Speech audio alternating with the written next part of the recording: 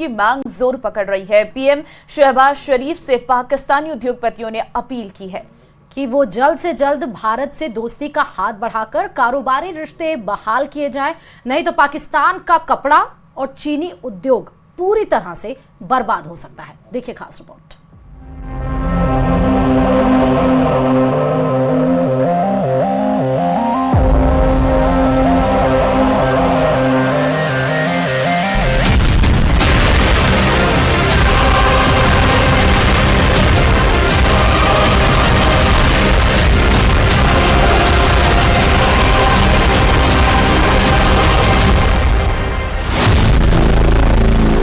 पर आए शहबाज, भारत से दोस्ती की फरियाद। कर्जों के पहाड़ अंबार लग गए जिसमें हम इसके बोझ तले दब चुके हैं। तो I think it's all up to us. फैसला हमने करना है कि क्या कर्जों की जिंदगी बसर करनी है या इज्जत और वकार की जिंदगी बसर करनी। भारत से कारोबार के लिए गिड़गिड़ाने लगे पाकिस्तानी। दो और हाथ जो है मैं सजेस्ट करूंगा आपकी जो है वो सबमिशन कि एक जो है हमारे पड़ोसियों से हाथ मिलाएं जो आप काम कर रहे हैं इसके ऊपर।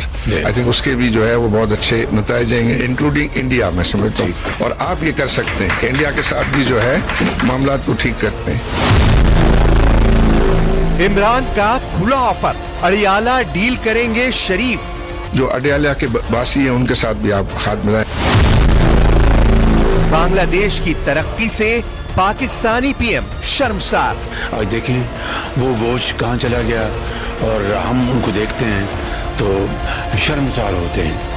आई थिंक इससे ज्यादा मैं बात नहीं करूंगा। जलनखोरी, खुदगर्जी और मक्कारी का ट्रेलर भर आपने देखा। पूरी पिक्चर हैरत अंगेज है। ये वो मुल्क है जहां फाकाकशी की महामारी फैली है, आवाम से हुक्मरान तक के हुक्का पानी का संकट है, लेकिन दूसरों की तरक्की इन्हें बर्दाश्त नहीं। इन्हें दूसरे मुल्कों की खुशहाली पचती ही नहीं। पाकिस्तानी प्रधानमंत्री शहबाज शरीफ पड़ोसी मुल्कों की खुशियों पर शर्मसार हैं, तो बस समझ लीजिए कि इनकी नियत में कितने खोट है।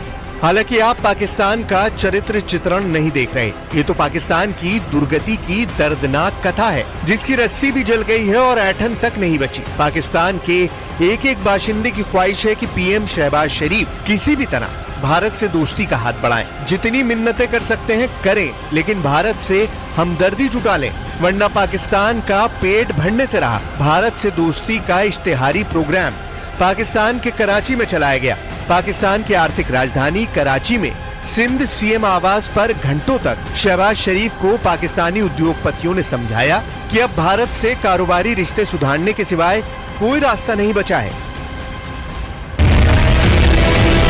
पाकिस्तान के सबसे बड़े कारोबारी आरिफ हबीब की हसरत पर शहबाज शरीफ मंद मंद मुस्कुराते रहे। उनके दिमाग में भी यही दुविधा चल रही थी कि किस तरह से भारत से दोस्ती गांठी जाए, क्योंकि पाकिस्तान को भुखमरी से बचाना जो है, कर्जखोरी की आदत ने पड़ोसी मुल्क को खस्ता हाल कर दिया है। अवाम के गुजर बसर की सभी जरूरी चीजों की मुल्क में किल्लत है। शहबाज शरीफ खुद मानते हैं कि कुछ दिक्कतें मिटाना तो उनके बस में भी नहीं। बेरोजगारी का खात्मा कहना तो एक बड़ा मुश्किल मामला है, उसमें कमी आए। आपकी जो इन्फ्लेशन उसमें कमी आए, आपके जो जॉब्स हैं उसमें इजाफा हो, अनएम्प्लॉयमेंट में कमी आए और पाकिस्तान की तरफ लोग देखें। पाकिस्तान की तरफ कोई देखे भी तो क्यों, इसकी वजह आगे बताएंगे। पहले देखिए भारत से कारोबार के लिए छटपटाने क्यों लगा पाकिस्तान। भारत ने पुलवामा आतंकवादी हमले के बाद पाकिस्तान का मोस्ट फेवर्ड नेशन का दर्जा छीन लिया था। साथ ही पाकिस्तान से आयात होने वाली चीजों पर कस्टम ड्यूटी 200% तक बढ़ा दी थी। इसका प्रभाव इतना गंभीर था कि जनवरी से लेकर मार्च के बीच पाकिस्तान से होने वाला आयात 91% गिर गया। इसके बाद अनुच्छेद 370 के खात्मे के साथ पाकिस्तान से निर्यात में 90% की गिरावट आई। मतलब ये कि पाकिस्तान से कारोबार का टोटल बहिष्कार हो गया, जिससे भारत पर तो कोई असर नहीं पड़ा, लेकिन पाकिस्तान की कमर टूट गई। भारत पर निर्भर पाकिस्तान का कपड़ा उद्योग और चीनी का बाजार पूरी तरह तबाह हो गया।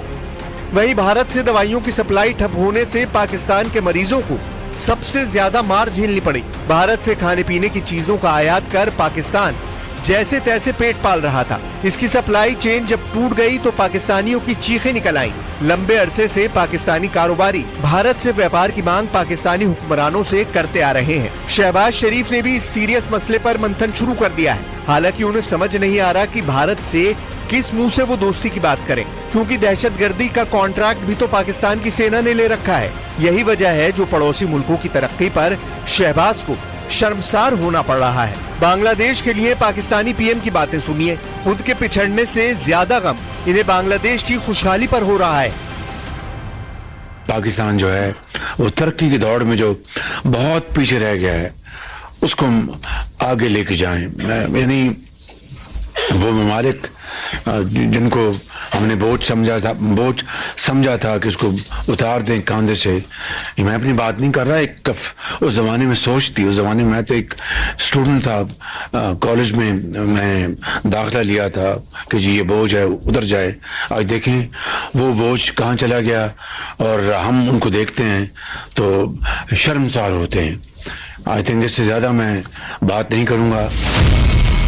शहबाज शरीफ के पास शर्मसार होने की वजह कई है। मुल्क की माली हालत है, पड़ोसी देशों से बिगड़े रिश्ते हैं, पाकिस्तान में पल रहे आतंकी आका हैं, जनरलों के हुक्म बजाने की मजबूरी है। पाकिस्तान का बेड़ा पार लगाने के लिए शहबाज शरीफ को इमरान खान नियाजी का भी ऑफर मिला है। जो अडयाला के बासी है उनके साथ भी आप हाथ मिलाएं, वहां भी मामलात को जो है वो बेहतर करने और वो आप कर सकते हैं। आई थिंक ये अगर बेसिक चीज जो है हो जाती है तो मैं समझता हूँ कि बहुत जो है वो बेहतरी है। शहबाज शरीफ बेहतरी के जितने कदम उठा रहे हैं फिलहाल वो बैकफायर कर रहे हैं। हाल ही में ईरान से व्यापारी समझौते पर पाकिस्तानी पीएम ने अमेरिका से पंगा ले लिया। ईरान के राष्ट्रपति इब्राहिम रईसी के इस्तकबाल में पाकिस्तान जिस तरह से बिछा रहा उससे सुपर पावर बौखलाया हुआ है। मुमकिन है इसीलिए पाकिस्तान भारत की तरफ दोस्ती का हाथ बढ़ाकर बचने की राह तलाश रहा है। हालांकि पाकिस्तान को भारत पहले ही मैसेज दे चुका है कि हम दोस्ती के रास्ते तब ही खोलेंगे जब पाकिस्तान आतंकवाद से तौबा करेगा। ये रहम भी सिर्फ इंसानियत की खातिर ही भारत करेगा, क्योंकि पाकिस्तान जैसे धोखेबाज दोस्त से भले तो दुश्मन मुल्क होते हैं।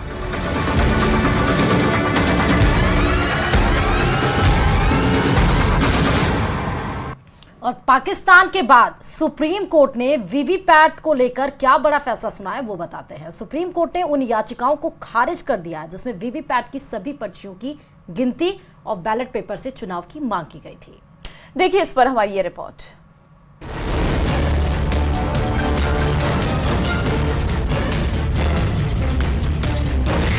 एससी में वीवीपैट पर सभी याचिकाएं खारिज। वीवीपैट की 100% पर्चियों का नहीं होगा मिलान।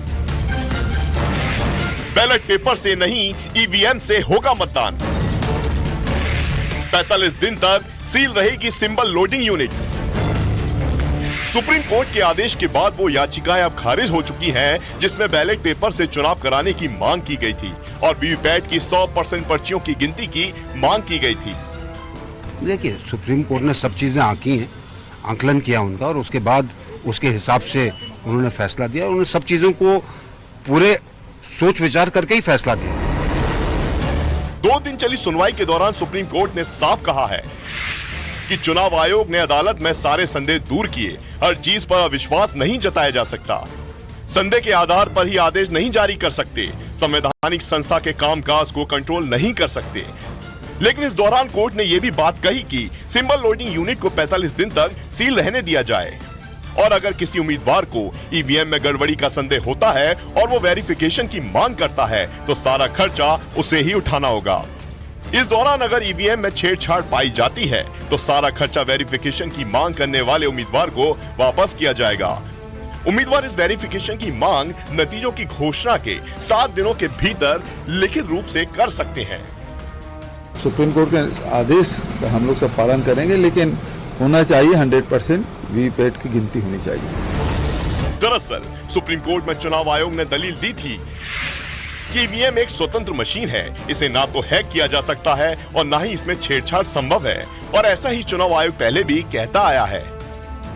EVMs are 100% safe, 100% sure, we know now. जाहिर है अब उन सवालों पर विराम जरूर लग जाएगा जो सवाल विपक्ष की तरफ से ईवीएम की अविश्वसनीयता